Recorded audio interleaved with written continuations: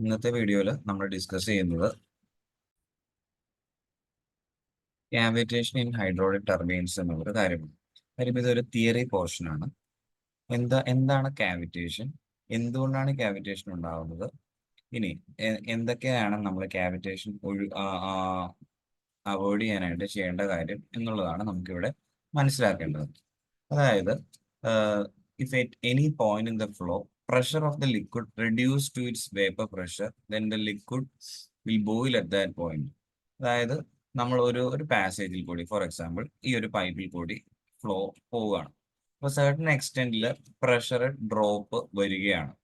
Pressure drop വരികയാണെന്ന് പറയുകയാണെങ്കിൽ vapour പ്രഷറിനേക്കാളും കുറവുള്ള പ്രഷറിലേക്ക് as a flowed into a region of higher pressure the bubbles in the vapour suddenly ഏതെങ്കിലും കാരണവശാൽ ഇപ്പൊ നോക്കി ഈ ഒരു പാസേജിന്റെ ഒരു റെഡ്യൂസ്ഡ് ആയിട്ടുള്ള ഒരു കൺസ്ട്രക്ഷൻ, അല്ലെങ്കിൽ ചിലപ്പോൾ ഒരു പക്ഷേ ബെൻഡുകളാവാം, അങ്ങനെ എന്തെങ്കിലും കൺസ്ട്രക്ഷണൽ പാസേജ് പ്രഷർ റെഡ്യൂസ് ചെയ്യാനുള്ള, അതായത് വേപ്പർ പ്രഷറിന്റെ അങ്ങോട്ടേക്ക് റെഡ്യൂസ് ചെയ്യാനുള്ള, വേപ്പർ പ്രഷറിനേക്കാൾ കുറഞ്ഞ് റെഡ്യൂസ് ചെയ്യാനുള്ള സാഹചര്യം എന്തെങ്കിലും കാര്യങ്ങൾക്ക് ഉണ്ടാകുകയാണെങ്കിൽ ആ ഒരു ഏരിയയിൽ ഫ്ലോ കടന്നു പോകും. തുടർന്ന് അവിടുന്ന് ബബിൾസ് ഫോം ചെയ്യും. അങ്ങനെ ബബിൾ ഫോം ചെയ്യാനുള്ള കാര്യം എന്ന് പറയുകയാണെങ്കിൽ ബോയിൽ അറ്റ് ദാറ്റ് പോയിന്റ് എന്നുള്ളത് കൊണ്ടാണ്. അതായത് pressure in the liquid reduced to its boiling to its vapour pressure, the liquid will then boil at that point. എന്തെങ്കിലും കാരണങ്ങൾ കൊണ്ട് ഒരു ഫ്ലോ ചെയ്യുന്ന ലിക്വിഡിന് അതിന്റെ വേപ്പർ പ്രഷറിനേക്കാൾ കുറവുള്ള ഒരു പ്രഷറിലേക്ക് ഡ്രോപ്പ് ആയി കഴിഞ്ഞു കഴിഞ്ഞാൽ ആ ലിക്വിഡ് അവിടെ വെച്ച് ബോയിൽ ചെയ്യുകയും അവിടെ കുറച്ച് ബബിൾ ഫോർമേഷൻ നടത്തുകയും ചെയ്യും. ഈ ബബിൾ ഫോർമേഷന് ശേഷം വീണ്ടും പ്രഷർ കൂടിയ സ്ഥലത്തേക്ക് വരുമ്പോഴത്തേക്കും അത് എക്സ്പാൻഡ് ചെയ്തു അതിനുശേഷം ഏതെങ്കിലും ഒരു ഇൻസിഡന്റിൽ ആ പർട്ടിക്കുലർ ബബിൾസ് പൊട്ടുന്നു. അങ്ങനെ പൊട്ടുന്നത് കൊണ്ട് എന്ത് സംഭവിക്കുന്നു? ഇതിന്റെ മുകളിലേക്ക് ഹൈ എനർജി വന്ന് ഇടിക്കുന്നു. അങ്ങനെ കണ്ടിന്യൂസ് ആയിട്ട് ഹൈ ഫ്രീക്വൻസിയിൽ ഈ ഒരു പർട്ടിക്കുലർ, സപ്പോസ് ഈ ഒരു ഏരിയയിൽ ഈ കാര്യം ബബിൾസ് വന്ന് പൊട്ടുന്നത് കൊണ്ട് ഈ റെഡ് ഇൻഡിക്കേഷൻ ഈ ഏരിയക്കൊക്കെ ഒത്തിരി ഡാമേജ് വരാനായിട്ട് സാധ്യതയുണ്ട്. ഇങ്ങനെയുള്ള ഡാമേജ്, ഈ ഒരു പ്രതിഭാസത്തിനെയാണ് നമ്മൾ ക്യാവിറ്റേഷൻ എന്ന് പറയുന്നത്. ഈ ഒരു ഡാമേജിനെ നമ്മൾ ക്യാവിറ്റേഷൻ ഡാമേജ് എന്നാണ് പറയുന്നത്. അപ്പോൾ നമ്മുടെ ക്യാവിറ്റേഷൻ ഒഴിവാക്കാൻ വേണ്ടിയിട്ട് നമ്മൾ ശ്രദ്ധിക്കേണ്ട കാര്യം എന്ന് പറയുകയാണെങ്കിൽ absolute pressure of all the point should be greater than vapour pressure. Vapour പ്രഷറിനേക്കാളും കൂടിയ രീതിയിലുള്ള പ്രഷറുകൾ നമ്മൾ ഫ്ലോയിൽ മെയിൻറ്റെയിൻ ചെയ്യുക എന്നുള്ളതാണ്.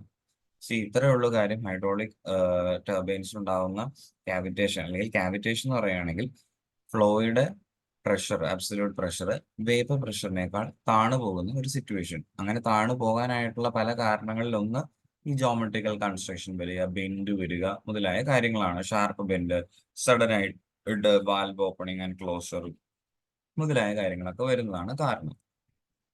ഇനി ഇതിന്റെ ഫസ്റ്റ് രണ്ട് ഫേസുകളുണ്ട്. ഇപ്പോൾ ക്യാവിറ്റേഷൻ എന്ന് പറഞ്ഞു കഴിഞ്ഞാൽ formation of collapse, formation and collapse of water bubbles. Water bubbles form ചെയ്യുകയും അത് കൊളാപ്സ് ചെയ്യുകയും ചെയ്യുന്നു. അപ്പൊ ഇതിന്റെ ഫസ്റ്റ് ഫേസ് എന്ന് പറയുകയാണെങ്കിൽ ബബിൾ ഫോർമേഷൻ ഫേസ് ആണ്.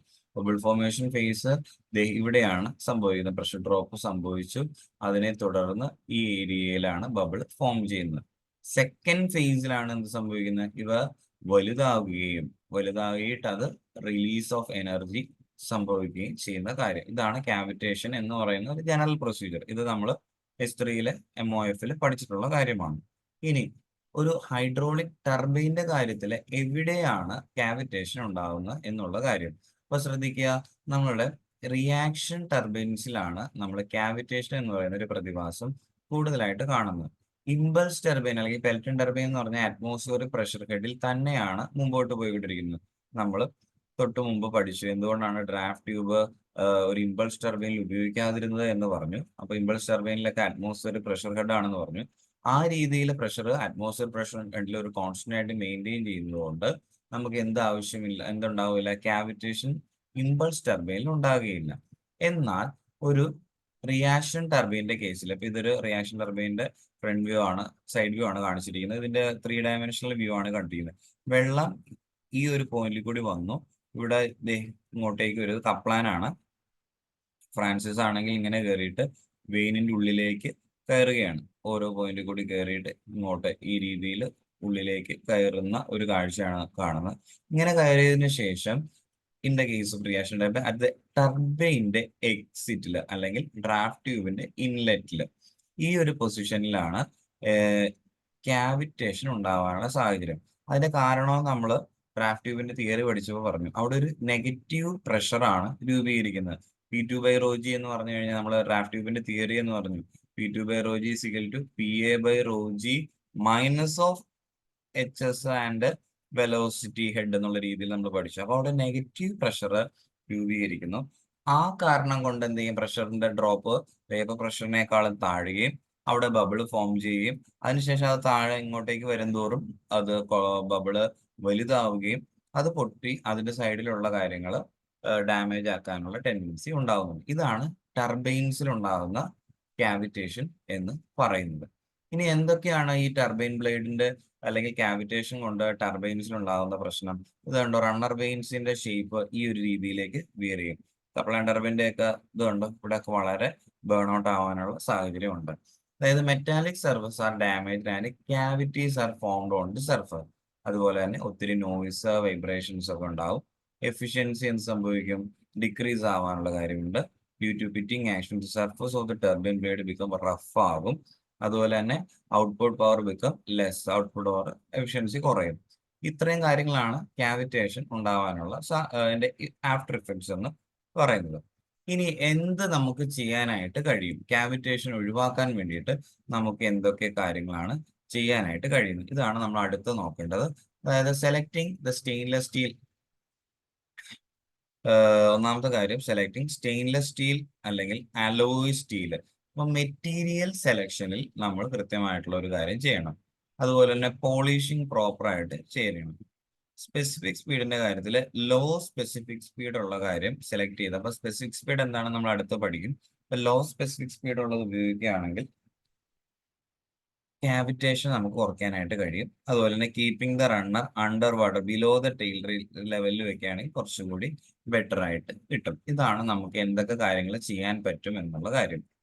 ഇനി ഇവിടെ ഒരു നമ്മൾ MOF-ൽ പഠിച്ച ഒരു കാര്യം വീണ്ടും ആവർത്തിക്കുകയാണ്. ഒരു പർട്ടിക്കുലർ ടർബൈനിൽ ക്യാവിറ്റേഷൻ ഒക്കർ ആകുമോ ഇല്ലയോ എന്ന് അറിയുന്നതിന് വേണ്ടിയിട്ട് നമുക്കൊരു ഫാക്ടർ ഉണ്ട്. That is sigma, that is Thomas cavitation factor ആണ്.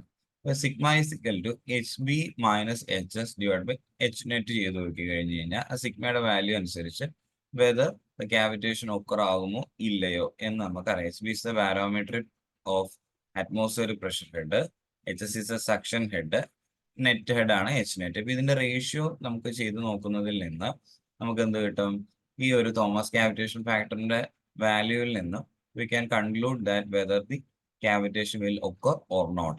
HB എന്ന് പറയുന്നതിന് നമുക്ക് H80 atmosphere pressure minus vapour pressure head minus HS ഇത് കാര്യം ചെയ്ത് നോക്കാം. അപ്പൊ ഇത്രയുമാണ് നമുക്ക് ക്യാവിറ്റേഷൻ എന്നുള്ള കാര്യത്തെക്കുറിച്ച് നമുക്ക് അറിയേണ്ടത്. എന്താ പറഞ്ഞിരുന്നത്, ഒരു പാസേജിലൂടെ പൈപ്പിന്റെ പാസേജിലെ പ്രഷർ, absolute pressure, when it is less than the vapor pressure, vapor bubbles will occur and the bubbles will expand and they will collide and release intense of energy which will affect the walls of the pipe.